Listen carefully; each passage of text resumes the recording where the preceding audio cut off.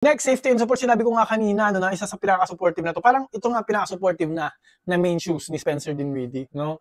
Dahil dito, sa TPU plate dito, na napakakapal, napakalaki. Iba yung pakiramdam talaga sa heel counter, no? Dahil ko sinasabi, heel counter, important yan. Yan talaga iwas na pilok, hindi naman outrigger, no? Pero okay naman outrigger niya, no? Naka-protrude naman, nakapalabas naman din. And iwas na pilok talaga tong malaking torsion plate, no? Sinabi ko na kanina. Ang laki po talaga ng torsion plate. Sobrang torsional support. Isa sa pinaka malupit ang torsional support na sapatos ni Spencer Dinwiddie. Ang kapal eh, tingnan nito. Ito nandito. And arch support na rin po yan. So sa mga flat-footed nating kabowlers dyan, covered na rin kayo. And syempre, sinabi ko na nga rin kanina, kaya mamahalin yung knit na uppers, no? Kasi ang knit, very supportive na material yan. Unlike ng mesh, masyado nag-expand. Ito, nakuha niya yung comfort ng mesh, malambot, masarap sa paa, and nakuha rin niya yung stretchability or pagiging flexible ng mesh, pero mas durable ito sa mesh, di hamak. And very supportive kung ikukumpara sa mesh din, no? So, kaya siya mahal. May umaangat pang TPU dito, no? May umaangat na TPU. So, mga side step, euro step, mga side-to-side movement,